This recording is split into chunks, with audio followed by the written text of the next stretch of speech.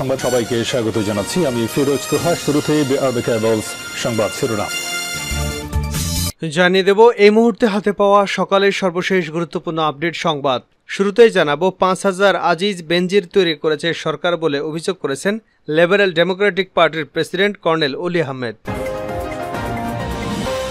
এবারে জানাবো বাজেটে রাঘব বোয়ালদের লুটেপুটে খাওয়ার ব্যবস্থা রাখা হয়েছে বলে দাবি করেছেন বিএনপির মহাসচিব মির্জা ফখরুল ইসলাম আলমগীর। জানাবো শপথ গ্রহণের পরেই শেখ হাসিনা ও নরেন্দ্র মোদীর একান্ত বৈঠক।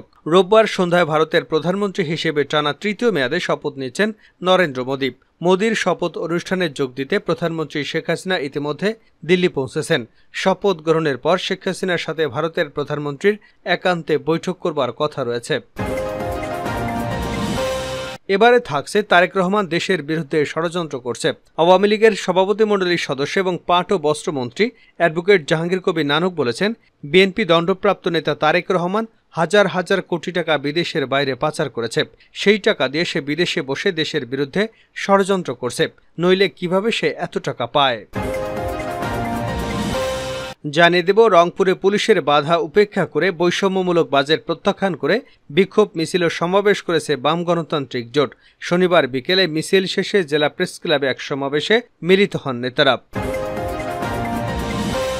এবং সর্বশেষ জানাবো আন্তর্জাতিক সংবাদ। রাইসির এক মন্ত্রীকে নিয়ে সাবেক এমপির চাঞ্চল্যকর দাবি। ৩ সপ্তাহ পেরিয়ে গেল, ইব্রাহিম রাইসির মৃত্যু এখনও রহস্যের জন্ম দিয়ে যাচ্ছে। ইরান সরকারের পক্ষ থেকে স্পষ্ট কোনো কারণ বা তদন্ত রিপোর্ট প্রকাশ না করায় এ নিয়ে ধোঁয়াশা তৈরি হয়েছে। এরই মধ্যে রাইসির সঙ্গে ওই সফরে থাকা এক মন্ত্রীর দিকে আঙুল তুলেছেন ইরানের সাবেক এক আইন প্রণেতা। ওই মন্ত্রীর রহস্যজনক আচরণ নিয়ে উঠেছে নানা প্রশ্ন। এতক্ষণ শিরোনাম শুনছিলেন, এবার বিস্তারিত। প্রিয় দর্শক, আপনি যদি এই চ্যানেলে নতুন হয়ে থাকেন, ভিডিওটি দেখতে দেখতে চ্যানেলটি সাবস্ক্রাইব করে আমাদের সঙ্গেই থাকুন। আর এই ভিডিও সম্পর্কে আপনি আপনার মূল্যবান মতামতটি কমেন্ট বক্সে জানিয়ে দিন। আর হ্যাঁ প্রিয় দর্শক, জানিয়ে দিন ভিডিওটি কোথা থেকে দেখছেন। ৫,০০০ বেনজির আজিজ বানিয়েছে সরকার, কর্নেল অলি। লিবারেল ডেমোক্রেটিক পার্টির সভাপতি কর্নেল অলি আহমেদ বলেছেন, বঙ্গবন্ধু তো নিজেই বলেছিলেন, আমি বিদেশ থেকে টাকা আনি আর চাটার দলের লোকেরা তা খায়। এই চাটার দলের লোকেরাই তো এখন দেশ চালাচ্ছে। এখন চোরের খনিরা দেশ চালাচ্ছে, কম্বল চোরেরা দেশ চালাচ্ছে, যারা রিলিফের মাল চুরি করে, যার কারণে বেনজির আজিজদের মতো লোকের সৃষ্টি হয়েছে। এ কারণে প্রায় ৫,০০০ লোক সৃষ্টি করেছে সরকার। শনিবার বিকেলে ঢাকা রিপোর্টার্স ইউনিটি মিলনায়তনে এক আলোচনা সভায় তিনি একথা বলেন। বিএনপির প্রতিষ্ঠাতা জিয়াউর রহমানের ৪৩তম মৃত্যুবার্ষিকী উপলক্ষে আলোচনা সভার আয়োজন করে জিয়া পরিষদ। মুক্তিযুদ্ধ প্রসঙ্গে অলি আহমেদ বলেন, জিয়াউর রহমান দেশের স্বাধীনতা ঘোষণা করেছেন রেডিও স্টেশনে। এটা নিয়ে কোনো বিতর্ক করবার দরকার নেই। আমরা তো বলি বঙ্গবন্ধু দেশকে তৈরি করেছিলেন, মুনাফিকদের দ্বারাই কেবল এটা নিয়ে কথা বলা সম্ভব। আজকে শুধু বাংলাদেশ নয়, গোটা বিশ্ব মুনাফিক বেঈমানদের হাতে বন্দী। গোটা বিশ্ব আজ অশান্ত অবস্থায়, কারণ আমরা মিথ্যা কথা বলি, দুর্নীতি করি, টাকা পাচার করি, ব্যাংকের টাকা নিলে তা পরিশোধ করি না, যত রকম অপরাধ আছে সবই করে। ঢাকার গুলশান বনানীতে অনৈতিক কাজের এমন অবস্থা তৈরি হয়েছে, আপনি যেতে পারবেন না। ঢাকার বিভিন্ন জায়গায় যেন ব্যাংককের পতিতালয়ের মতো হয়ে গেছে। এ অবস্থা বানিয়েছে বর্তমান অনৈতিক অনির্বাচিত সরকার। তিনি বলেন, জিয়াউর রহমান সাহেব স্বাধীনতার ঘোষণা না দিলে অন্যান্য বেঙ্গল রেজিমেন্টগুলো ঘর থেকে বের হতো না। এটা নিয়ে আমার পিএইচডিতে একটা চ্যাপ্টার আছে। জিয়াউর রহমান স্বেচ্ছায় রাষ্ট্রপতি হননি, তাকে বাধ্য করা হয়েছিল। এদেশে যত গুরুত্বপূর্ণ প্রতিষ্ঠান সবই জিয়াউর রহমানের অবদান। খামারবাড়ি তার অবদান, জাতীয় প্রেস ক্লাব তার অবদান, জাতীয় প্রেস ক্লাব তার প্রতিষ্ঠিত। তিনি সারা দেশে কৃষি বিপ্লব ঘটিয়েছিলেন। কৃষি বিজ্ঞানীদের তিনি নিয়ে ব্যস্ত ছিলেন। দ্বিগুণ খাদ্য উৎপাদন করেছিলেন, শিল্প বিপ্লব ঘটিয়েছিলেন, বিদেশে জনশক্তি রপ্তানি শুরু করেছিলেন। আজকে যে রেমিটেন্স, এটা তো জিয়াউর রহমানের কারণেই আসছে। বাজেটে রাঘব বোয়ালদের লুটেপুটে খাওয়ার ব্যবস্থা রাখা হয়েছে ফখরুল। বাজেটে কালো টাকাকে সাদা করা প্রসঙ্গে আওয়ামী লীগের সাধারণ সম্পাদক ওবায়দুল কাদের এবং সরকারকে উদ্দেশ্য করে বিএনপির মহাসচিব ফখরুল ইসলাম আলমগীর বলেছেন, আপনারা নিজেরাই তো এর সঙ্গে জড়িত। আপনারা এই বাজেটের মাধ্যমে রাঘব বোয়ালদের লুটে খাওয়ার ব্যবস্থা করেছেন। এই বাজেটে ক্ষতি ছাড়া আর কিছুই নয়। দ্রব্যমূল্যের দাম তো এতটা বেড়েছে যে এটা এখন আর সহনীয় পর্যায়ে নেই। শনিবার জাতীয় প্রেস ক্লাবের তোফাজ্জল হোসেন মানিক মিয়া হলে সিরাজুল আলম খানের প্রথম মৃত্যুবার্ষিকী উপলক্ষে আয়োজিত বাঙালি জাগরণের করণীয় সিরাজুল আলম খান শীর্ষক আলোচনা সভায় প্রধান অতিথির বক্তব্যে তিনি এসব কথা বলেন। আলোচনা সভার আয়োজন করে জাতীয় সমাজতান্ত্রিক দল জেএসডি। সভায় মির্জা ফখরুল ইসলাম আলমগীর বলেন, বাংলাদেশ আজকে মারাত্মক সংকটের মধ্যে পতিত হয়েছে। বাংলাদেশের অস্তিত্ব আজ হুমকির মুখে। এমন একটি শাসক গোষ্ঠী জোর করে ক্ষমতা দখল করে বসে আছে, তারা সব প্রতিষ্ঠানকে ধ্বংস করে দিয়েছে। তিনি আরও বলেন, সিরাজুল আলম খানের অবদানকে অস্বীকার করা যাবে না। তার অবদানকে অস্বীকার করা মানে বাংলাদেশের স্বাধীনতাকে অস্বীকার করা, বাংলাদেশের স্বাধীনতার ইতিহাসকে বিকৃত করা। সরকারের সমালোচনা করে নেতারা বলেন, বাংলাদেশ নামক প্রজাতন্ত্রটি চরম বিপজ্জনক পর্যায়ে উপনীত হয়েছে। জনগণের সম্মতি ও সমর্থনবিহীন সরকার বেআইনিভাবে ক্ষমতা দখল করে রাষ্ট্র থেকে জনগণ এবং মুক্তিযুদ্ধের চেতনাকে পরিত্যাগ করে ফেলেছে। অবৈধ ক্ষমতা ধরে রাখার কারণে রাষ্ট্রীয় প্রতিষ্ঠান সহ সমাজ অপরাধপ্রবণ হয়ে পড়েছে। দুর্নীতি এবং লুণ্ঠন প্রজাতন্ত্রের বৈশিষ্ট্য হয়ে উঠেছে। তারা আরও বলেন, ক্ষমতার অপব্যবহার করে রাষ্ট্রীয় সম্পদ লুণ্ঠনে অবাধ প্রতিযোগিতা চলছে। দুর্নীতি এবং অপরাধীদের যেভাবে দায়মুক্তি দেওয়া হচ্ছে, আইনের সমতা প্রয়োগ না করে যেভাবে সুবিধামতো আইনকে প্রয়োগ করা হচ্ছে, তাতে বাংলাদেশ দুর্বৃত্ত বৈশিষ্ট্যপূর্ণ রাষ্ট্র হিসেবে চিহ্নিত হয়ে গেছে। অধিকার হারা, স্বাধীনতা হারা হয়ে দেশের নাগরিক এখন রাষ্ট্রের কাছে অপাংক্তেয় হয়ে পড়েছে। বেকারত্ব, দ্রব্যমূল্য, ক্রমবর্ধমান মূল্যস্ফীতি, দফায় দফায় বিদ্যুতের মূল্য বৃদ্ধি জনজীবনকে চরম বিপর্যয়ে ঠেলে দিয়েছে। শপথ গ্রহণের পরেই শেখ হাসিনা ও নরেন্দ্র মোদীর বৈঠক। রোববার সন্ধ্যায় ভারতের প্রধানমন্ত্রী হিসেবে টানা তৃতীয় মেয়াদে শপথ নিচ্ছেন নরেন্দ্র মোদী। মোদীর শপথ অনুষ্ঠানে যোগ দিতে প্রধানমন্ত্রী শেখ হাসিনা ইতিমধ্যে দিল্লি পৌঁছেছেন। শপথ গ্রহণের পর শেখ হাসিনার সাথে ভারতের প্রধানমন্ত্রীর একান্তে বৈঠক করবার কথা রয়েছে। রোববার রাষ্ট্রপতি ভবনে শপথ গ্রহণ অনুষ্ঠানে শ্রীলঙ্কা, মালদ্বীপ, ভুটান, নেপাল, মরিশাস এবং সেশেলসের শীর্ষ নেতারাও যোগ দেবেন বলে আশা করা হচ্ছে। অনুষ্ঠানে ৮,০০০ জনের বেশি বিশিষ্টজনের উপস্থিতি দেখা যাবে।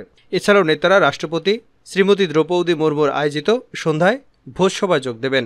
শেখ হাসিনা কাল সন্ধ্যায় নয়াদিল্লিতে বাংলাদেশ হাইকমিশনে ভারত-বাংলাদেশ হাইকমিশনের আয়োজিত নৈশভোজে যোগ দেন। রোববার সন্ধ্যায় ৭টা২০ রাষ্ট্রপতি ভবনে শপথ গ্রহণ অনুষ্ঠানে যোগদানের পর নরেন্দ্র মোদীর সাথে ওয়ান-টু-ওয়ান বৈঠক করবেন। পরে তিনি ভারতের রাষ্ট্রপতির দেওয়া রাষ্ট্রীয় নৈশভোজে যোগ দেবেন। সোমবার বিকেল ৫টায় ঢাকার উদ্দেশ্যে নয়াদিল্লি ত্যাগ করার কথা রয়েছে এবং ওই দিন রাত ৮টায় ঢাকায় পৌঁছার কথা রয়েছে। এর আগে বাংলাদেশের প্রধানমন্ত্রী এবং তার সফর সঙ্গীদের বহনকারী বিমান বাংলাদেশ এয়ারলাইন্সের একটি ফ্লাইট প্রায় ১.৫ ঘন্টা আকাশে ওড়ার পর সকাল ১১টা৫১ পালাম এয়ারফোর্স স্টেশনে ভিআইপি বিমানবন্দরে অবতরণ করে। পালাম বিমানবন্দরে প্রধানমন্ত্রীকে ভারতের বিশেষ মন্ত্রণালয়ের সচিব মুক্তেশ পরদেশি, বাংলাদেশ ভারতীয় হাইকমিশনার প্রণয় ভার্মা এবং ভারতের বাংলাদেশ হাইকমিশনার মোহাম্মদ মুস্তাফিজুর রহমান স্বাগত জানান। তারেক রহমান দেশের বিরুদ্ধে ষড়যন্ত্র করছেন নানক। আওয়ামী লীগের সভাপতিমণ্ডলীর সদস্য এবং পাট ও বস্ত্রমন্ত্রী অ্যাডভোকেট জাহাঙ্গীর কবির নানক বলেছেন, বিএনপি দণ্ডপ্রাপ্ত তারেক রহমান হাজার হাজার কোটি টাকা দেশের বাইরে পাচার করেছে। সেই টাকা দিয়ে সে বিদেশে বসে দেশের বিরুদ্ধে ষড়যন্ত্র করছে। নইলে সে কিভাবে এত টাকা পায়? তার এই ষড়যন্ত্র মোকাবেলা করতে হবে।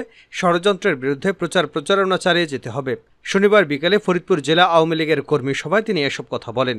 জাহাঙ্গীর কবির নানক বলেন, ১৯৭৫ সালের ১৫ই আগস্ট বঙ্গবন্ধুর দুই কন্যা শেখ হাসিনা ও শেখ রেহানা দেশের বাইরে থাকার কারণে প্রাণে বেঁচে গিয়েছিলেন। তৎকালীন সময় আমরা বলেছিলাম, আন্দোলনের মাধ্যমে বঙ্গবন্ধুর দুই কন্যাকে দেশে ফিরিয়ে আনতে হবে, না হলে আওয়ামী লীগকে সুসংগঠিত করা যাবে না। তিনি বলেন, মনে রাখতে হবে, আওয়ামী লীগ হঠাৎ করে আলাদিনের চেরাগের মতো ক্ষমতায় আসেনি।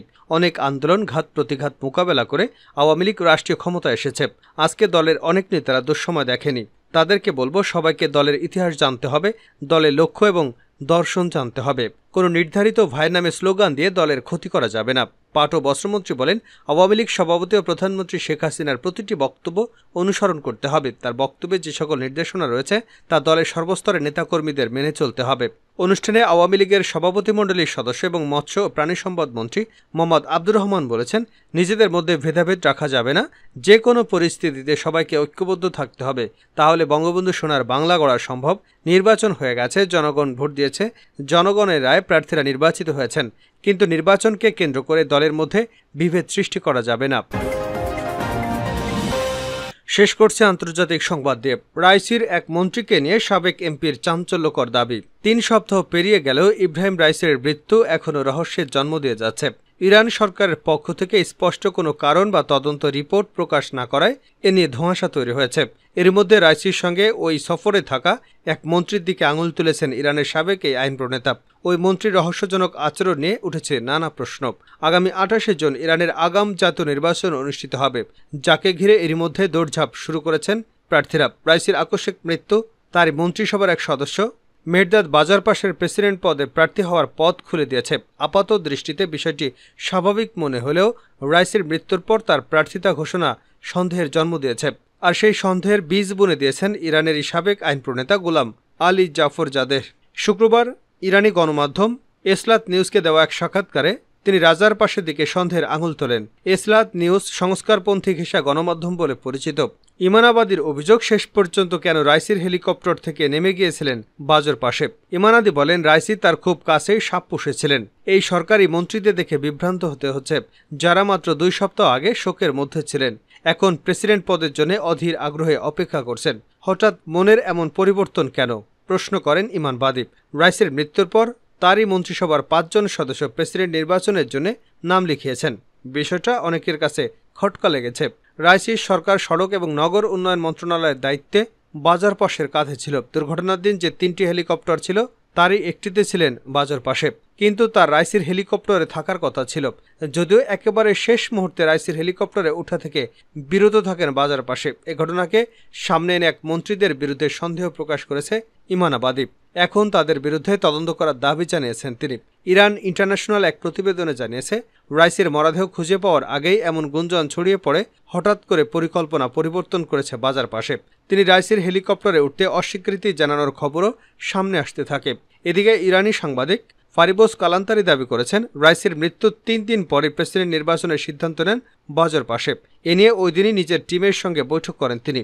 রাইসির মৃত্যুর রহস্য নিয়ে জট কাটছে না।